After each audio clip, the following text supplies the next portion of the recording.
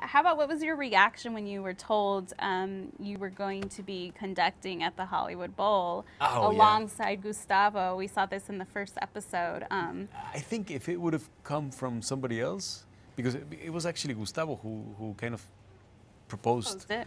And he was on the phone and he said, "We want you to we were talking in Spanish, of course. And he said, "Hey man, yeah, come down, and and you do the Figaro's weddings, and the marriage of Figaro." Yeah, the marriage of Figaro. Okay, yeah, okay. It's only him who can. It was the pressure was on, of course, but at the same time. How could you pass it up? If he says, "Yeah, you can do it," yeah. I go, "Okay, well, if you say so." But honestly, I think you're very brilliant, but I think you're really making the worst mistake in your life. I think he really just wanted to be on the show too. At the same time. At the same time. But I'm so grateful with him, and I really, appreciate everything he's done and all the help that he's given me and given to the show as well, and the LA Philharmonic as well. They've been really, really helpful. But at the same time, I know that for a fact that Rodrigo wouldn't exist without Gustavo. It's he gave the chance to incorporate this flamboyant, young kind of. He's actually younger than me, but young kind of, I don't know. This tour de force, this character that comes and disrupts the whole biosphere, and he can do that, and that's why Rodrigo exists. And that's why we can go to such kind of levels with Rodrigo as well, because he's a genius. He's a person that I don't know. He's fantastic.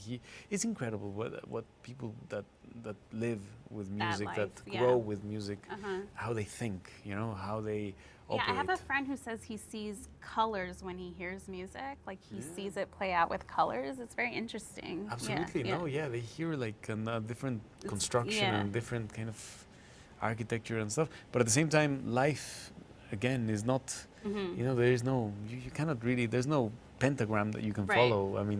There's no scales. You're inventing that throughout life, and and on your deathbed, you're thinking, now, now I get it. Yeah. Now we could like perform. Yeah. Before it was just a rehearsal. Now let's just. But I was there that night, and it was like really cool to see. Like, how was it for you, sort of being out there with such a big audience there? It was nerve-wracking. It was, yeah.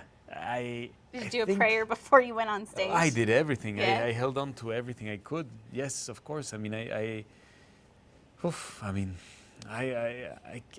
can't even remember what I did, but I remember just for like full 30 minutes I was thinking, what am I doing? What is this? What is this? What is this? Why? No.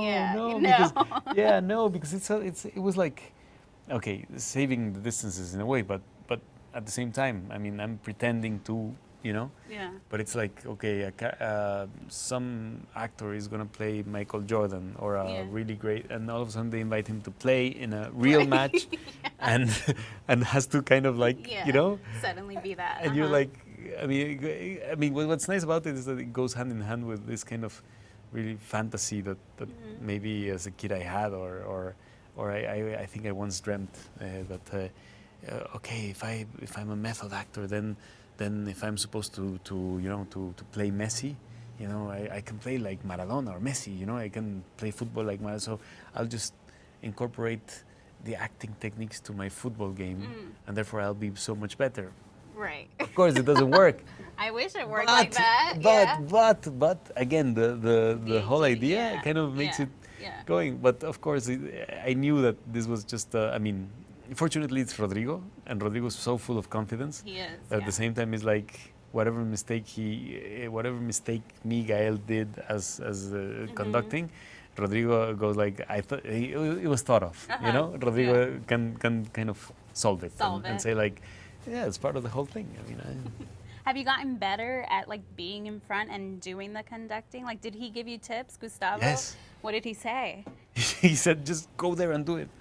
And I'm like, just go there and do it. Yeah. No, he gave me he definitely. Did he say like how to hold the baton? Did he give you tips? Absolutely, no. He gave me like certain things, but when I say he just told me, just go there and do it, Just feel it. it had to, I mean, it was like the best advice as well.